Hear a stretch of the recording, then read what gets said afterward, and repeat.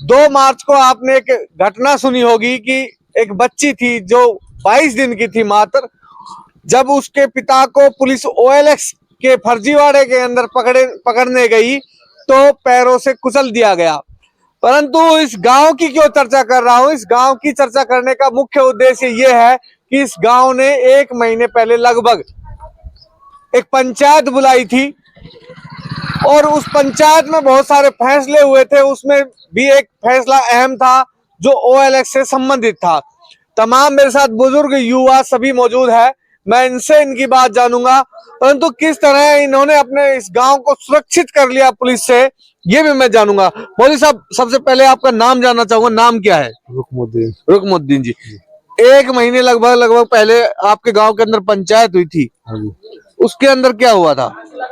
वहाँ के अंदर हमने एक तो निर्णय ये लिया कि हमारा गांव के अंदर जो ये काम चल रहा है इसको बंद करेंगे, OLX वाला, और सारे गांव वालों को इकट्ठा करके सबसे राय मशवरा लेकर है नहीं, प्रधान जी को बुलाकर है नहीं, और फिर हमने ये तय किया अगर कोई नहीं मानेगा और हमने पता लगेगा तो हम उसको पकड़कर खुद देंगे पुलिस को। पुलिस के आने की जरूरत नहीं है।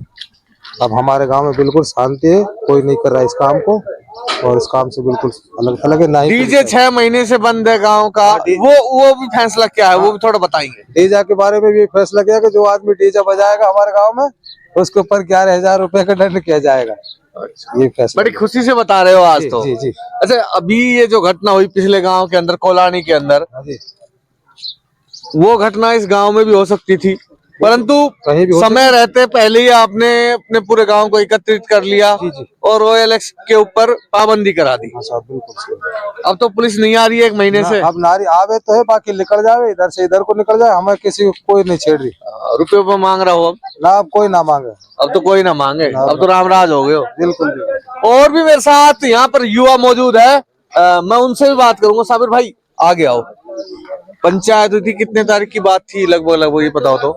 महीने समथिंग तो हो गया। 1 महीना हो गया। 1 महीने। क्या पंचायत में हुआ था? पंचायत में थी जो समाज में बुराई फैले उस पर करना है, रोक लगी है उस पर, और 100% रोक लगी है। हमारे कोई बंदा भी साइबर फ्रॉड कोई काम नहीं है, सब भाईचारे से रहते हैं, एक साथ रहते हैं। पहले दुबकते डोलते थे, अब सब ठीक।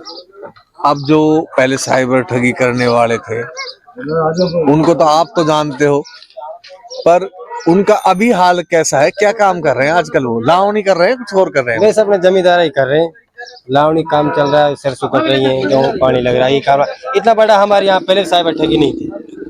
मेवात के अंदर वर्तमान में आपको ऐसी कौन कौन सी अभी भी समस्याएं लग रही है कि जिनको सुधारा जा सके? जैसे दहेज का मामला आया था कुछ दिन पहले। मेन तो हमारे मेवात में तो ये दहेज प्रथा चली आ रही है, इसको टूटना चाहिए। इस पर प्रयास चल रहे हैं लेकिन पूरी तरह कुछ नहीं लग रहा। मेन जो समस्या है शिक्षा नहीं, शिक्षा का महत्व हो। जब तक लोगों शिक्षा के बारे में जागरूक नहीं होंगे ये बुराई नहीं रुकेगी।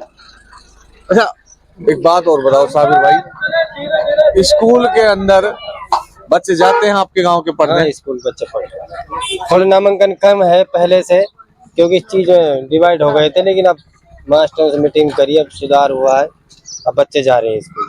सरकारी सुविधाओं की बिल्कुल किल्लत है इस गांव के अंदर। मैं देख रहा था कि प्राइवेट बस जा रही थी, वो सवारी गाड़ी तो शायद नहीं थी, कोई बारात वगैरह की होगी।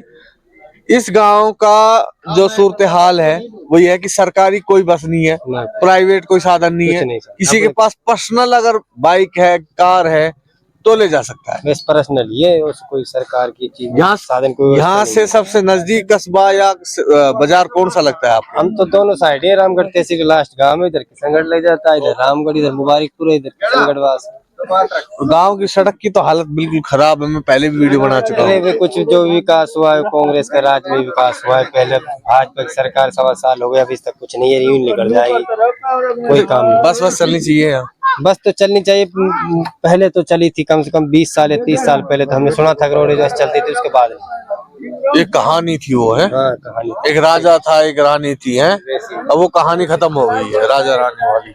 परंतु सबसे अच्छी बात यह है ईशनकाबास गांव की कि इस गांव ने पहले ही एक पंचायत करी थी और उस पंचायत के अंदर निर्णय लिया था। वो निर्णय ये था कि अगर कोई भी OLX से संबंधित ठगी करता है या किसी प्रकार का भी टटलूबाजी करता है तो गांव वाले खुद पुलिस वालों को उसको सौंप देंगे और किसी भी प्रकार का विरोध नहीं करेंगे। और गांव के लोग दंड भी रखेंगे उसके ऊपर।